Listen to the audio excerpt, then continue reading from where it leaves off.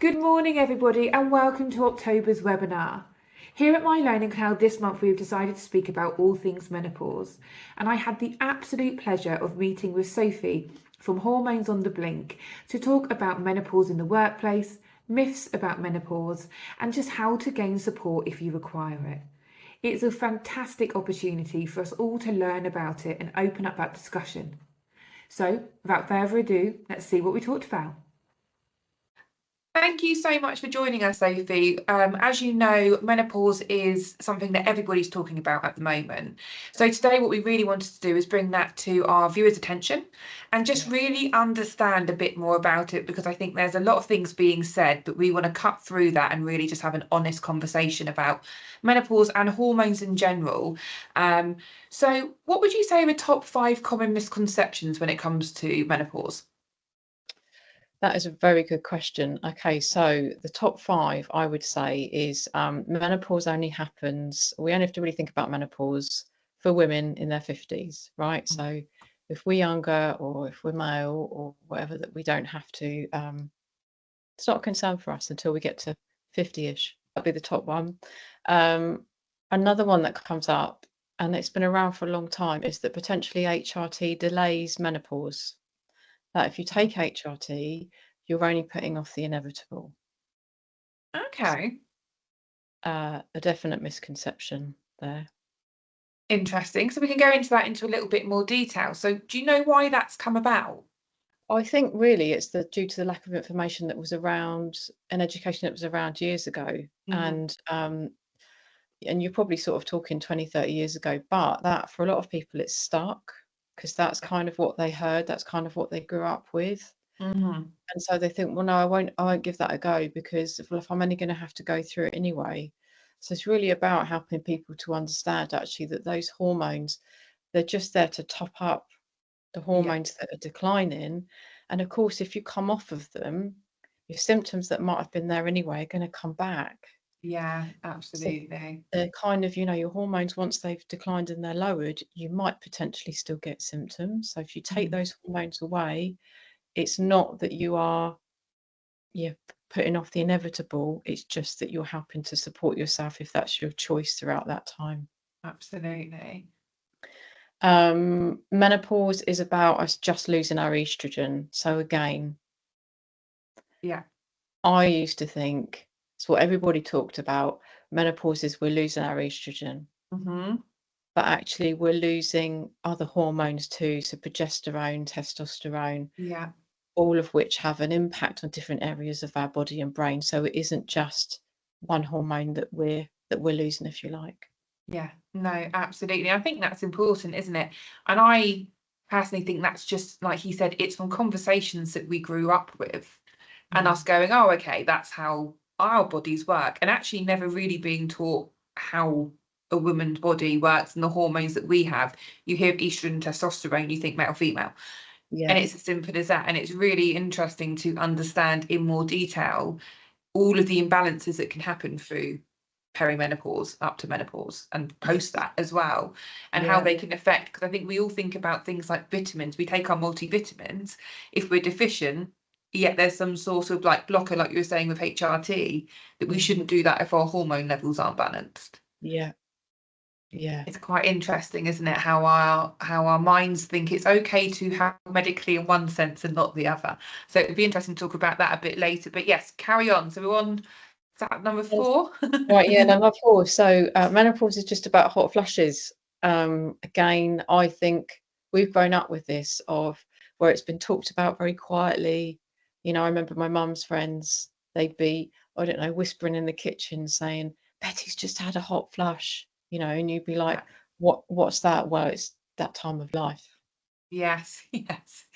Everyone's there with their bit of paper, whatever they've got, just trying to having a moment. And that's the other thing, is it? Oh, they're just having a moment. Yeah, just having a moment. Exactly that. And that's it. And because of like that tone, we haven't asked more questions. There hasn't been that more education around there. So as we know, it's not just about hot flushes. There are so many other symptoms that can impact us, and it's not just physical ones, but it's also kind of the mental and emotional ones as well. So we can talk about this later, but unfortunately I was told that I couldn't possibly be in perimenopause because I wasn't having hot flashes. But very often, not every woman gets them, and quite often they happen a bit later in the perimenopause journey. So that's not conclusive. Absolutely. And another one is that menopause equates to us being old. Yeah. And I want to get that out there because we can feel like if we are what we feel is younger going through perimenopause, we don't want to talk about it. We don't want to maybe say it out loud, openly admit it, because in our minds we associate that with much older women. Yeah. It's the connotation of what the menopause brings for a female. And as you know, we've obviously been writing the e-learning. I've been learning a lot about it myself. And it's just very interesting how even the term menopause is about that last period. Perimenopause is such a stretch. The fact that that's not even broken down into kind of, more detail, really, it's just, oh, that's when something's happening coming up to this. I think it's a realization for me as a woman going, oh, it doesn't just stop. It doesn't just end. And actually it's understanding that it's normal to go through, and it's not that kind of over the hill kind of situation that people make it out. Oh, you're that side of it now. Oh, okay. And you're like, sorry, it's not that final. It's not that final. Well, exactly. And also, I think we don't hear enough about the positive sides of going through menopause. Coming out the other side of that, how many women there are that go on to, I don't know, completely change their careers. They go on to retrain, they go on to get a master's or a degree, or they decide that actually they're going to work less hours and pursue a passion that they've had. Or there are just so many women that are doing incredible, amazing, and actually just feeling much more comfortable in their skin. And so it would be great if we could get to a place where it isn't this thing that we think, oh my goodness, that means I'm getting old. But actually, yeah, there's a change that comes with it, but there's some really cool stuff that goes along with that too. Absolutely. An element of empowerment as such Yes, as well, great isn't it? word. Because it's just the end of a chapter. It's not the end of the story. And I think it's really important to kind of understand that. But sadly, as women, it's a hard thing to talk about because not everybody understands it fully. You can talk to different people who have very different views on it. And as we know, and we'll talk about in a second, is that workplace, or is it a bad thing to talk about? No, we're not talking about anything that's not natural. It's something we, as most women, will all go through. And there's lots of different people that go through menopause, and it's interesting that we have the conversation as a whole of people. Like you said earlier, it's people that go through menopause, and how we can all support with that and understand it further. Yeah. So great top 5 comment. I think my one there is the hot flashes. That's what you envisage, isn't it? It's what kind of almost the media has made this thing that, oh, you started getting sweats at night, or you probably are, and you're like, there's a little bit more to it than that, unfortunately. But there is other signs as well that we should look out for. So if you are noticing signs, or you think that something's changing in you as a woman or as a person, and you're concerned, what would your top 3 ways to get support be? What would you say is the easiest way to kind of reach out? Okay, so there's a couple of things here, and one that I always say to people is about tracking your cycle and keeping a note of your symptoms and how you feel. So there's a couple of great apps. There's the Flow app and the Balance app. I love Flow. Although she might tell me stuff every so often that I'm like, oh great, can't wait for tomorrow now. You might experience mood swings. I'm like that. Tell me about it. The day ends in a Y, do you know what I mean? Of course there's going to be mood swings, but she's really good. Love it. And it's free to use, isn't it, Flow? Free to use. Yeah. And the Balance app is specifically for menopause, so you can put on there on a scale of like 1 to 10 how bad your brain fog's been, if you're getting migraines. And then you can download that, so you can do like 3 months on there. Download it. We've also got a free guide to getting the best out of a GP appointment, which is on the website. So the idea is track your cycle, see what's going on with your symptoms, because sometimes what we do is we kind of dismiss stuff and we say, oh, I've got a lot going on. It's not impacting me enough to get a doctor's appointment. when you put it out in black and white and then you look at it, you go, oh goodness, actually, Yeah. there's quite a bit of stuff here. And then do some research, right? So research, listen to different podcasts. We've got some, there's some great resources out there which you share, and I know you've got the webinar kind of signposting people as well, so that by the time you get to your GP appointment, you are forewarned, if you like. Yeah. And I say to people, imagine you've got 10 minutes and imagine that you're going to present your case in the courtroom. And I know that sounds really harsh. No, that's great. That's really good. Yes, makes sense. But what you want to do is you want to lay out all your facts. Mm-hmm. These are my symptoms. This is how long it's This is how long it's been impacting me for. This is how much it's impacting me. So something needs to be done about it. And this is what I would like to explore. Absolutely, yeah. And then you've got a better chance of coming out with what you need. And along in with that, so track, research, make your GP appointment. But before you get to that stage, also what you might want to do is start reaching out to some support networks. So the Menopause Matters forum, it's anonymous. Okay. You go on there, you can read people's questions, you can search different types of kind of medication relating to menopause. You can ask a question and women will come back and they will answer. So if you're like, I think I'm in the early stages, I am not ready to put it out there into the wider world just yet. Menopause Matters forum's awesome. Okay, that sounds great, because I think the other thing is as well is women over the years, there's always something, right? That's a feel you get as a woman. Oh, yeah, well, that's hormonal.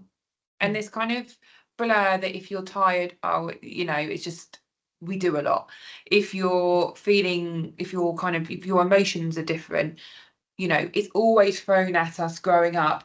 You must be due on your period. Oh, it's your hormones. Oh, you're so erratic at the moment. Oh, of course you're tired. You do too. Like, I think there's so many excuses thrown for us to catch that we almost sometimes can hide behind the excuses as well, because we're not realizing that our bodies are changing, because we're always kind of told that we're on this kind of rocky road through life, if you will. So I think, like you say, tracking that and realizing, oh, hang on, sometimes there might not be, but sometimes there's a bit of a pattern going on here and I can see this happening, will make people believe it. It's that empowerment to say, oh, actually, I don't have to feel like this. I can go and speak to someone about this. When we're talking about symptoms, what's your kind of top symptoms just to look out for? Because like we said, although we're saying it's not just hot flushes, obviously hot flushes could be one, but later on, what would you say are the first things that you would be looking at? If I've tracked it all, what am I looking at if I'm tracking it? I'm with you, yeah. So you're early on in perimenopause, some people's cycles stay the same, right? So they might not necessarily be irregular, especially if someone's on some kind of contraception. They won't be having necessarily a natural cycle, so it will be regulated by whatever contraception they're on.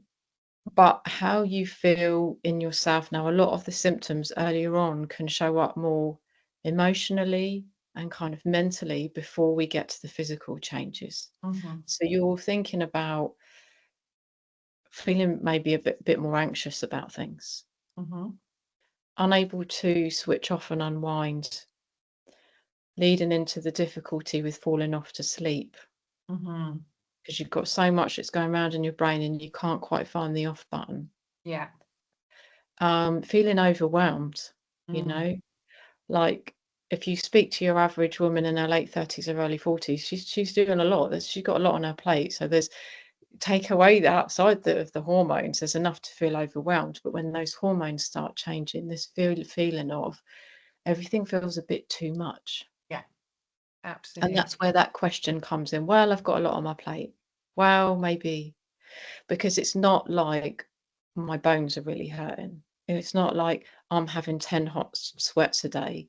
It's something internally feels off in terms of my emotions, my ability to cope. Yeah, absolutely. Yeah, that really needs to be, I think, more on the radar for people that are going through perimenopause and what to look out. And I think, like you're saying, it's funny, isn't it? Because it comes at that really, I say difficult age, by as in, depending on your lifestyle and on everything that's happened through your life, that can be a really busy stage anyway, where you are, like I say, just excusing that, oh, there's so much to do, but there's just so much to do nowadays. We have a very different lifestyle than, we used to have. And it's just making sure, like you say, you're noticing if that's becoming more. I guess as well, if talking from experience, I would be also worried about going to a doctor for misdiagnosis, would be a big thing. So what can they ask for in that? If they're with the doctors, is it a blood test? How would they actually double check? Because I think some people would be concerned of a diagnosis of depression and or anxiety, for example, rather than a blood test, we would be medicated instead. And actually that's just not going to work in the situation that they're in. Yes, yeah, absolutely. So this is kind of a tricky part depending on your age. So if you're under the age of kind of 45 and you're experiencing perimenopause symptoms, the NICE guidelines that the doctors refer to will recommend that you have something called an FSH test, follicle stimulating hormone. And that's to see if you've gone through or you're going through an early menopause. So early menopause is anything under the age of 45. The problem is if you're in the early stages of perimenopause and you're not at the end stages of menopause, those FSH levels aren't going to be high enough. They're just going to they're going to come back normal. So they'll do 2 of those. If they come back normal, some GPs might say, well, that's not the problem. They've come back normal. If you're over the age of 45, they don't need to do those tests. They don't need to check your hormones because our hormones will be fluctuating wildly at this time. They should go on symptoms alone. Okay. So what we've got is potentially we've got women in their mid to late 30s up to the age of 45, where we're in a bit of a critical time here. Yeah, absolutely.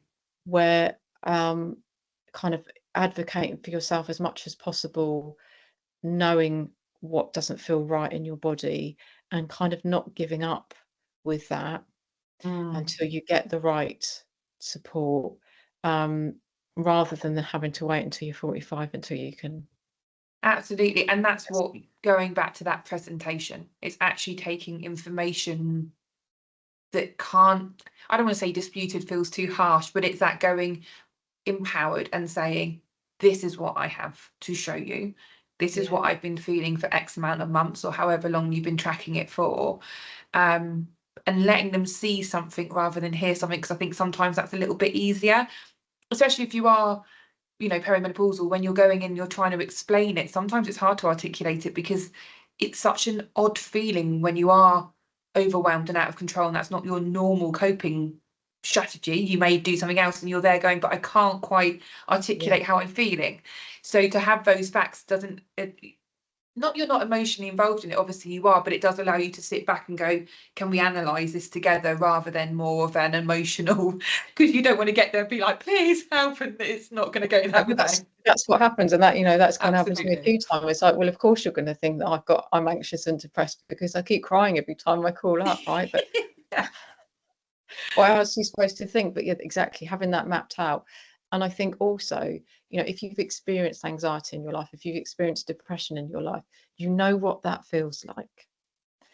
And, depression will be with you when you wake up in the morning, when you have lunch, when you go to bed at night. It's a cloud that's there, it's there. Absolutely. Whereas when it's hormonal related, what you will feel is you'll feel fine one day, fine one morning. 2 o'clock in the afternoon comes and you feel like the carpet's been ripped out from underneath you. So, being able to tune into that and to be able to say to the doctor, look, I know maybe I've had this in the past. For me, this feels different. This is why it feels different. Absolutely, absolutely. And I think it's important. But the big thing really is what we're saying is, do talk about it. Even if it takes a few times to go there, you may go there initially not thinking about it. If you're not thinking it might be perimenopausal due to age or any other reason, maybe just not being aware of symptoms of perimenopause and or menopause. I think it's really important to, like you say, do that fact finding once you realise, oh, hang on a second, it could be this. And like you said, contraception can almost trick us into being like, oh no, everything's still very normal with my cycles. Yeah. But actually, you know, that's kind of, like you said, a forced cycle, if you will. Yeah. So obviously, menopause in the workplace, it's going to always be a trickier subject sometimes, depending on your workplace. Are there any things that you would recommend, one, to people in the workplace who are going through it, but two, for anyone who's watching this who's like, actually, I really want to be educated on how I can support individuals going through menopause? Yeah, definitely. Yeah, so there's I guess there's a few things there in terms of individually. You know, we are supported in the UK by the, you know, Health and Safety at Work Act and the Equality, Mm-hmm. you know, Equality Act. So if you need support at work, if you need reasonable adjustments to allow you to continue doing your role, you're absolutely kind of within your rights to ask for that support. And this is where the cycle tracking, the empowering, the understand what we're going through, and then kind of thinking about and trying to be as proactive as possible. Okay, which of my symptoms are impacting me at work? Mm. What can I do within, you know, what can I do personally to help kind of support myself with that? But what would I like, if it's possible, from my workplace? Yeah. Um, you know, and going forward with that from a kind of an employer perspective, having things like a menopause policy in the workplace is great because you're telling your workforce menopause is on our radar, it's important, you're important. Mm-hmm. And if you give examples of reasonable adjustments that Yeah. you're prepared to make in there, that encourages, I think, employees to look at that and go, okay, perhaps I could go and ask for that. Absolutely. And in terms of reasonable adjustments, what would you recommend to people who are trying to do that and maybe not sure what to put in or what would be recommend? I know that depends on each individual person, but if they were going to write some examples down, can you think of anything that is something that you've heard of a lot that works and helps? Yeah, I mean, there's things, you know, we hear a lot, don't we, about fans in the workplace, right? So some organisations will make fans accessible for everyone. Mm-hmm. And the idea is then if one person particularly needs it, they haven't got to go and specifically ask someone, and it doesn't have to become Yeah. a, you know, a palaver. But things like, you know, whether kind of flexi time's available, whether hybrid working is available. Mm-hmm. It might be things like, you know, sanitary products that are available in the toilets. It might be time off to go to different appointments. There also might be things that factor into that in terms of their policies. So how they record menopause sickness, Yeah. because if somebody might have, you know, multiple occasions off for menopause, that's really useful for you as the employer to know Yes. how you manage this, how you support this Yeah. person. Yeah. But also for the individual to not be feeling like, oh my goodness, that's the sixth occasion that I've been off. Yeah, because that's a concern that you don't want people having if they're going through this because it's out of their control. Yeah, And I guess that's, like you said, a reasonable adjustment for that is that hybrid working. Can you work from home on that day, or do you need to start a bit later, or how will your hours look? And I think, like you said, people just knowing that in the workplace, it's going to allow them to come and talk to you. And with honesty comes understanding. And hopefully that will absolutely. snowball in that situation. Yeah, coming back to that, obviously as well, you've got the fact that it's very difficult. It's very difficult to kind of have empathy for something that you don't understand. So that's Mhm. where education and training in the workplace can be really beneficial, because then it means that, you know, let's say that all genders that have an understanding of menopause, it removes some of that taboo. It makes people feel more comfortable to talk about it, Yeah, um, absolutely. and creates a more inclusive environment. Yeah. And I think that's what it's about, isn't it? It's this breaking down those walls and barriers, and just it is something that probably most workplaces are going to go through at some point, and it's just like not being an afterthought anymore. Actually think about it first. We think about lots of other things first and make sure that there's things in place for, you know, paternity leave, maternity leave, etc. Let's embrace this and also ensure that we started looking at, you know, mental health days and wellness days. It all needs to become part of that bigger picture and how we support people we work with. Yeah. So I just want to quickly touch base on as well, because with menopause, does it show differently, or are there different side effects or things to watch out for if you've either got you're neurodiverse and or have a mental health diagnosis already? Is there any other things that you should be particularly mindful of? Yeah, absolutely. So if you know you already know, if you've already been you've got a you're an let me start again. If you already know that you're neurodivergent, Yeah, that's a kind of a real plus, because you know that before you get to menopause and your hormones start changing. So it can impact people differently. So because of how our hormones fluctuate and how they impact our brain and our neurotransmitters, for example, you know, one of the top things, we ran a survey of, I think it's just over 300 women, and overwhelm came out at the top, because they were finding it even harder to remember things, or even harder to prioritize certain things, or they were getting increased sensory overwhelm. And all of this felt like everything was too much. So this feeling of overwhelm. So knowing that beforehand is really, it's empowering, actually, yeah, just to have the understanding of, it might impact me differently, and what can I do? What can I tweak to make that a smoother ride for me? absolutely. Um, and there are increased numbers of women getting diagnosed neurodivergent in perimenopause for that very reason. And I was thinking this, we spoke earlier about some of the symptoms, and in my head I was going, if you watch, you know, your social medias and stuff, and a lot of things that we're learning about ADHD, for example, at the moment, a lot of women get diagnosed with ADHD at 35 years and onwards. And Mm. it's interesting that these symptoms kind of almost overlap and could, in theory, be masking each thing. So Yeah, dependent on what you've got. And I think it would be like you say, if you know that already, great. So if you've got a diagnosis already, you can kind of go, no, well, this is that's how I feel now, and then this are the changes. But I think if you get that diagnosis later in life, which we know happens a lot, you're then still trying to adjust to one set of what can be seen as change in your life, while then potentially another wave of change coming in from a hormonal level. So things like the overwhelming, that can be many different things, even from, you know, like we spoke about earlier, with depression, anxiety, ADHD, autism.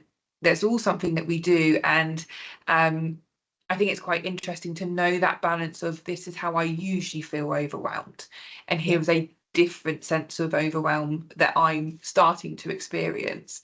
Again, going back to, which I will take away from this, is that fact finding and logging that and being like, no, this out more, scale of 1 to 10, the smiley face factor, however you want to do it, yeah. is this isn't what it was before. If I look back 3, 4, 5 months ago, even 3, 4, 5 years ago, for example, my overwhelm felt like a 5. We're now up at an 8.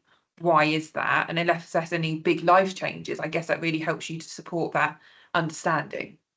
Absolutely. So that noticing that when you feel that way, and a lot of women describe it like, you know, they may have put in, particularly with ADHD, you know, where we can be forgetful and have lots of thoughts going on at the same time, and that kind of thing, that they might have put intense structures in place, right, to remember things. And so if you'd have said that they were ADHD, nobody would have believed it, right? And then they get to perimenopause and they say it's like the wheels fall off the bus of all of these coping strategies that they've had.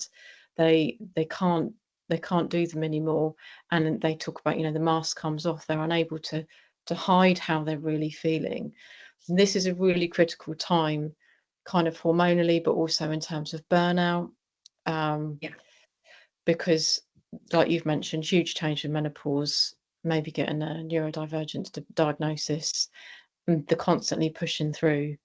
And so, yeah, the more awareness we can have around this, so that people can actually seek a diagnosis, get support, make changes before that point, that would have a positive impact, I think. Absolutely.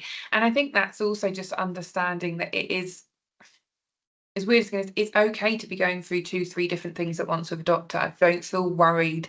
I think um, the the way that sometimes we can be is we don't want to bother people. So you don't want to bother the GP. You've just said that you've diagnosed me with ADHD, but things are still changing. It's only been a year. If I go back, maybe they think it's because I'm adjusting to a diagnosis or whatever that might be. You know your body. It's all Yeah. about that self-confidence, isn't it? To go, no, I know something's changing now. And whether that is something that you've been diagnosed with, depression, anxiety, whatever that might be, you know yourself. So go back. Absolutely. Absolutely. Don't Yeah. We've got to get away from this thing of like feeling like we're a pain and we're a burden, right? Because I always say to people that 10 minutes in that doctor's surgery versus when you are not in a good place 24 hours in your own life, it's a very It's a long long time. time. It's a long Yeah. time. So don't put that I'm making myself a burden on anyone else or putting them out. Like, no, this is your life. And if this means that you can get some support and be happier in your personal life and your work life and keep doing perhaps a job that you love doing, Mm. just you keep going and you keep fighting until you get the right support. Absolutely. It's so important. Um, well, thank you so much for your time today. We are going to make sure that anybody who has been here on the webinar today has all of your details, and when anyone else as well within our MLC community, if you will, have your details so they can use your website and they can signpost the different things that you've said today. So, but thank you so much. It's absolutely been fantastic to have you here and talking about this subject. And I hope that everybody who's been here today with us has taken something away from this, whether it's how to support employees, support people going through it, or just having that better understanding of themselves and what they can do. It's priceless information and advice that we really do thank you for being with us today. Thanks so much for having me, Gemma. No worries. Thank you, Sophie. Thank you. Thank you so much for joining us this morning. I think you'll agree that menopause is a really important conversation for us all to be having. Thank you again, Sophie, for your time. It was so wonderful to have a conversation in regards to this, and I hope we've all learned something this morning. Stay tuned. As you know, we do our monthly webinars here at My Learning Cloud, and I'm excited to say that November is going to be good. Stay tuned. Speak soon.